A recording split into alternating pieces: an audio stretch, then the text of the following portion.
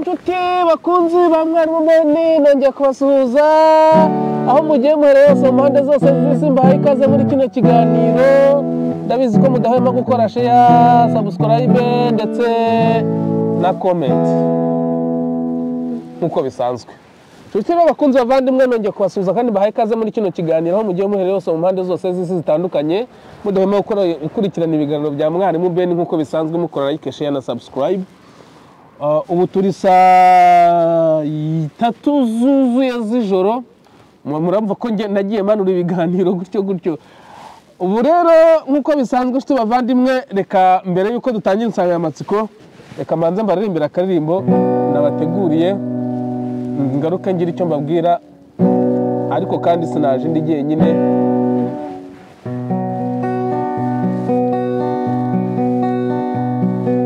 Nahoze ndeba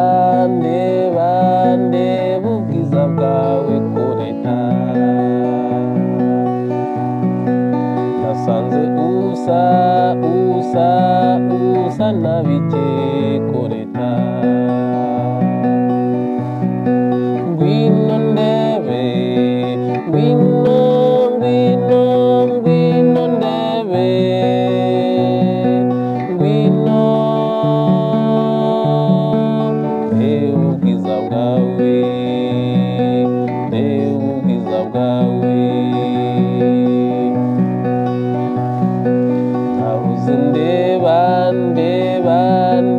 amaso yawe kureta, nasanze uri igitego kureta. Ngwino ndebe, ngwino ndebe, ngwino ubwiza bwawe, ubwiza bwawe, ubwiza bwawe, ubwiza bwawe.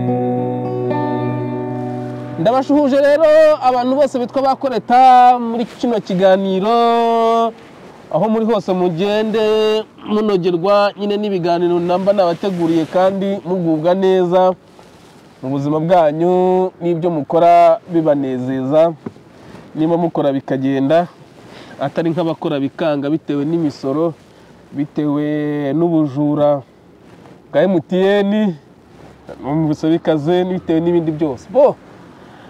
Muri kano ka mwanya rero nshuti bavandimwe, urabona mashine nshyize hejuru ko hari ukuntu ngiye kubikora, ngiye kumumvisha ibintu by'ibifaransa ariko nkabisemura.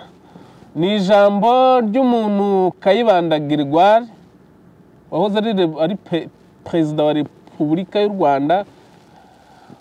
Ibyo yavuze nyine ndabivugaho nyuma mumaze kubyumva, nzaza mpagarika nsobanura.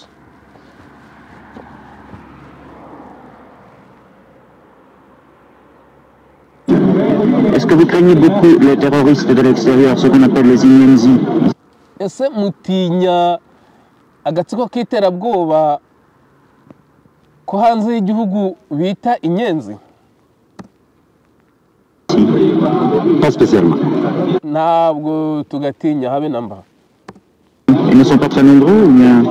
Ntabwo ari benshi, cyangwa Le groupe 2 présente quelque chose, le groupe 2 cyangwa nagatsinda gahagarariye ibintu runaka. plutôt de bandits, banditisme, nous ne craignons pas ça spécialement. N'agatsiko k'amabandi, ubw'ububandi ntabwo tugatinya habe na busa. Vous croyez que l'armée nationale du Rwanda est capable de lutter contre ces terroristes efficacement? Ese mutekereza ko ingabo z'igihugu ziteguye kuba zahangana, ziteguye neza, ziteguye n'ibikoresho bihagije kuba zahangana zikanesha ako gatsiko k'amabandi? Certainement. Neza cyane rwose. Est-ce que vous craignez beaucoup les terroristes de l'extérieur, ce qu'on appelle les Inyenzi ici? Pas spécialement. Non. Ils ne sont pas très nombreux ou bien? Le groupe de présente quelque chose. Des groupes plutôt de bandits, de banditisme, nous ne craignons pas ça spécialement. Et vous croyez que l'armée nationale du Rwanda est capable de lutter contre ces terroristes efficacement? Certainement. Komane yanjye sha abanyapolitike sha muradushuka abanyapolitike murebye iyi video ukuntu imeze sinzi na muri muyibone simbizi mana yanjye sinzi murebye ukuntu Kayibanda yarebaga mu maso ye kudakinasa irimo irabyanga wenda sinzi niba muri bubibone. Est-ce que vous craignez beaucoup les terroristes de l'extérieur, ceux qu'on appelle les immunisés ici? Pas spécialement. Ils ne sont pas très nombreux, mais les groupes de présente quelque chose. Des groupes plutôt de bandits, de banditisme, nous ne craignons pas ça spécialement. Et vous croyez que l'armée nationale du Rwanda est capable de lutter contre ces terroristes efficacement? Certainement. Ngo sha uko gatsiko k'ababandi rwose ravuze ati rwose twiteguye kuba twahangana ko tukagatsinda ariko sha ntabwo mwari mukazi kariya gatsiko sha kaje k'ababandi yari yaje yitwaje intwaro. Ubu rero impamvu mbakiniye aka kantu ntabwo ari ukugira ngo mbumvise ko inkotanyi bazitaga amabandi cyangwa se bazitaga abajura n'ibiki byose n'itsinda ry'iterabwoba n'ibiki terroriste. Ubundi terroriste mu kinyarwanda z'uburyo nabivuga mu ijambo ryiza ariko ubundi yo ari terroriste na hano iyo umuntu basanze afite ibitekerezo bya terroriste ubwo n'iby'iterabwoba simbizi by'imitwe y'iterabwoba sha barakurasa rwose hano barakurasa iyo basanze nkuko mu Rwanda umuntu ufite ingengabitekerezo ya jenoside bamugenza na hano umuntu ufite ingengabitekerezo y'iterabwoba terroriste umuntu nyine bariya ba sinzi uburyo mu kinyarwanda ntabwo ndi bubishobore pe na hano rwose bahita bakurangiza nta mikino. Ubwo rero uyu muzungu kuva na kera kose inkotanyi n'ubundi zari itsinda ry'iterabwoba zari itsinda ry'amabandi yitwaje intwaro kandi bakayita ndabura ijambo abateroriste mu kinyarwanda ndaribuze umuntu aza kumfasha mu ryandike muri commentaire ababishobora. Uyu rero ni uwahoze ari perezida w'u Rwanda nyine Kayibanda Gregoire yabazwaga n'umuzungu ariko sinari nazi ko Kayibanda Gregoire yari umuhanga we. Uzi ko hari indi video nabonye yari arimo asemurira umwami bamubaza ku bintu bijyanye niba umwami ari muri nawe aba muri Trafipro barimo babimubazaho we yari umusemuzi w'ibwami uyu Kayibanda Gregoire kare kazi ubwenge niyo karebye no mu maso urakareba ukabona kabisa karatsindagiye kari kazi ubwenge kano kagabo nako uriya mugabo ntago ari akagabo ntago ari nka wa wundi urya imitungo y'abanyarwanda bose n'ubutaka bwabo akabukodesha ariko wapi ntacyo turaso ku mubiri.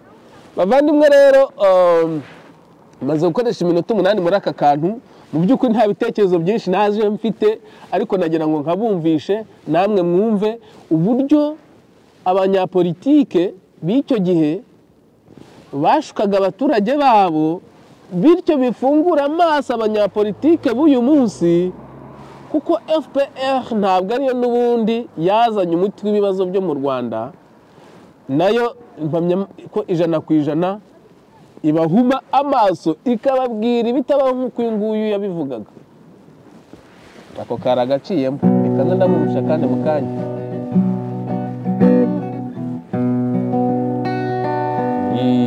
ibuhoraho aramahoro yawe ibuhoraho ari ibyishimo byawe watangiye wicika intege wahisemo neza nyagasani muri kumwe.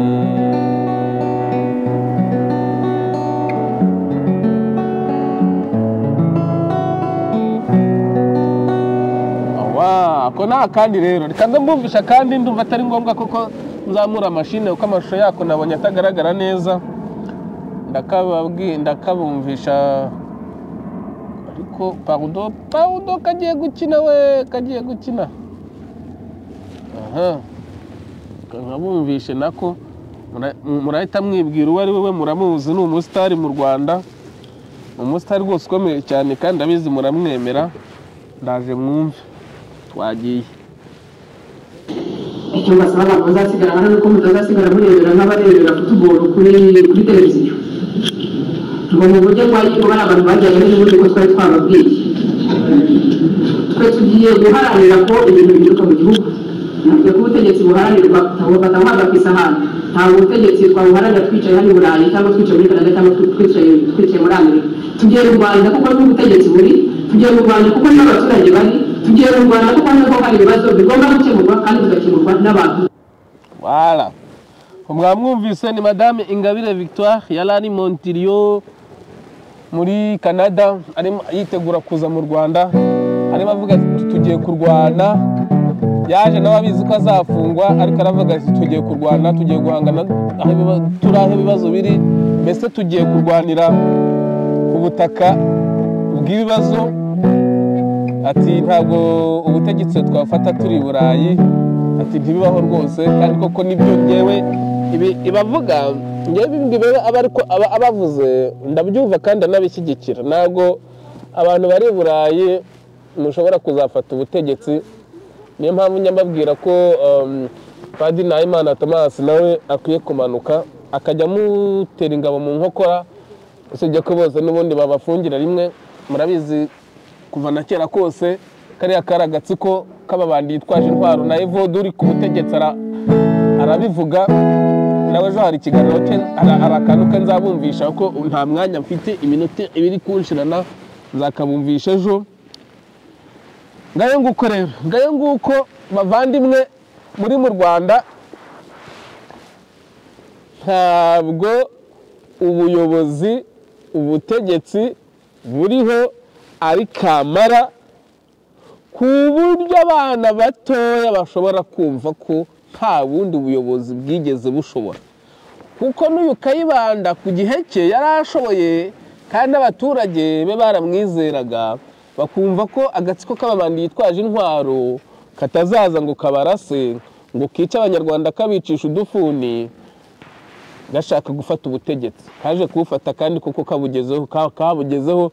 Niyo mpamvu abantu muri mu Rwanda mukiri batoya babahisha amateka, ni ukugira ngo mudatekereza ngo mumenye ko hari abandi bantu nabo bigeze kwizerwa n'abanyarwanda b'icyo gihe, maze ubuyobozi bwabo bukabatenguha. Namwe rero rwose nagira ngo mbabwire ngo mufunguke amaso, uko byagenda kose muzatenguha, kuko u Rwanda niwo murage twabonye, niwo murage twarazwe. Nta muperezida wayoboye igihugu cy'u Rwanda ukiriho, niwo njya numva ariho ngo yapfuye amaso, ngo ni Pasiteri Bizimungu nawe ngo yapfuye amaso. Bana rero ntibakabahuma amaso, ubuyobozi buriho ntibakabahuma amaso ngo bureke kubigisha amateka. Utu tuvedo dutoya duto tungana gutya nimwe mba nadushyiriyeho, kuko nzi neza ko hari ibyo babahisha. Hanyuma rero namwe abantu muri hano i Burayi, nge ntarimo, ko ngewe nta gihe ndahamara, nta n'imyaka 3 nduzuza, mumanuke mujye guharanira kurwanira kuri terrain, mukoreshe kata zose zishoboka, mufate ubutegetsi mutamenya amaraso. Nibi nabana ngombwa hazaboneka ibitambo ariko bya FPR, apana ibitambo by'abaturage, ariko ibitambo bya FPR biri mu buyobozi rwose. Kagame we mu mundekere, nazi Burayi nzabere uko nzabigenza, nazana ko muri Belgique nzabere uko nzabigenza, cyaka akajya mu Faransa. We muzamundekere nanye icyo gitambo nzagitamba. Ariko namwe mumfashe abamaze imyaka inahangaha muhasaziye, nta kuntu umuntu yaba afite imyaka 80 ngo abatinya kujya mu Rwanda gukora politike. Manuka n'ubundi se ko nta myaka ushigaje kubaho, manuka byibuze utere Victoire Ingabire mu bitugu, utere Victoire Ingabire ingabo mu bitugu, byibuza n'inkotanyi nazo zibone ko hari abantu bagize. Ese umuntu ufite imyaka 80 uri Burayi, kuva ku myaka ubundi buriya 70 mwakamanutse cyangwa 65. Murabizi ko imyaka 65 aba ari imyaka rwose umuntu ashobora mumanuke ku myaka 65 n'ubundi. Noneho nimufungwa ntabwo bazafunga abantu, nimumanuka muri nk'abantu 200 se bazabafunga, bazabica se. ariko ikibazo Victoire yagize yamanutse ari umwe abandi turarebera nkuko yabivuze muri iriya video ati ntimuzarebere nk'abarebera match kwe turanga turarebera mumanuke mujye kumufasha Padiri Nahimana manuka uri umunyabwenge mako ubugumye mu burayo ko mbona uri umushyushya rugamba ukomeze umubiriza binahangaha bamanuke ariko uzaboretse kumanuka noneho abantu bose bafite imyaka 65 muri mu Burayi manuke duhereye kuri cya kigabo bafungiye hoteli Marara zandaya shokosha ndayawe nta narimwe ndaya zigeze zikora ibintu bizima mu Rwanda nta narimwe we ndadi kuvuga ibintu byinshi bitandukanye ko babiziye ko hanyuma rero manuke rwose mujye gufasha Ingabire Victoire umutere ingabo mu bitugu